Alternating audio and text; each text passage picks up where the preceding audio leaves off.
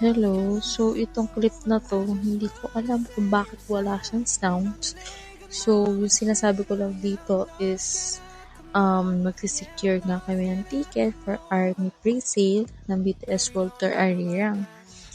So, nilagay ko na yung seat plan, dinikit ko na para mas makita namin. Tapos, waiting ako sa dalawa kong friend na kasama kong mag-secure. So, hindi naman halatang kabado and manifesting na makasecure kami ng ticket. Dito naman tayo mag-secure.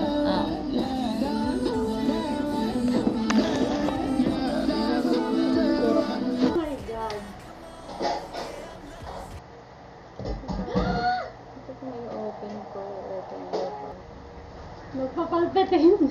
Ay, palpitin. Oh my God. Still there, yes. Yes, I'm still there.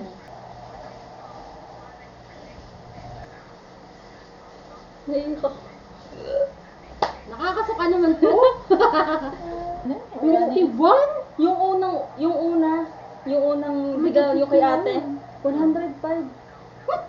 Kabesh. Ito ang pinakamalaki kong QN ever. Ikaw, ano? Jabal. Mata ka.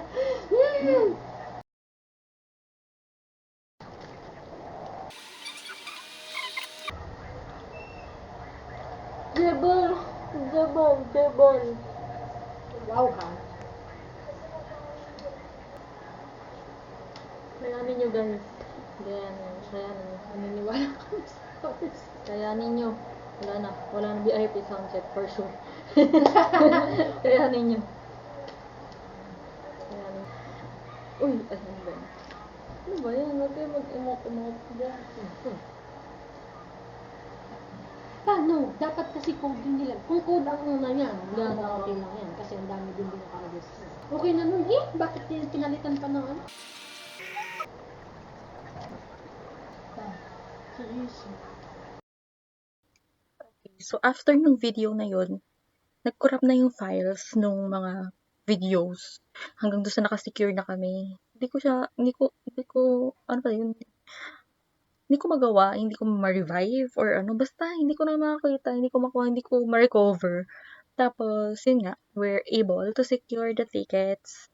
Well, wala pa akong pang day 2 kasi akala ko day 2 yung na secure ko, yung pala day 1.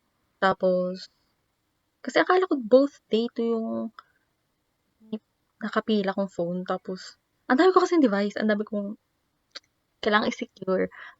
Na-secure ko yung sa akin at yung sa friend ko. Tapos, nakasecure din ako ng isa pa sa friend ko at sa ate.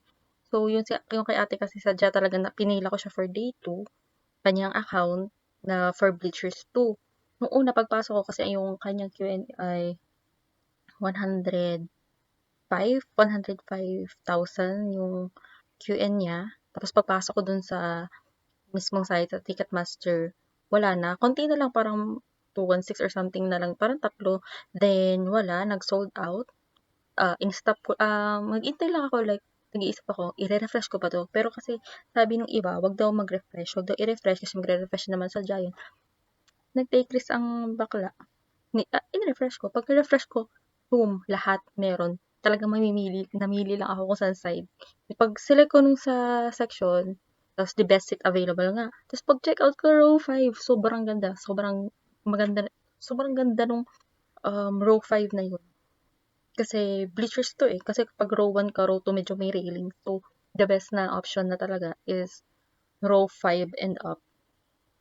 So, sobrang ganda ng seat na nakuha ko sa kanilang dalawa. Tapos yun, nakakuha naman na ako ng standing. Tapos yung standing ko, day 1 pala.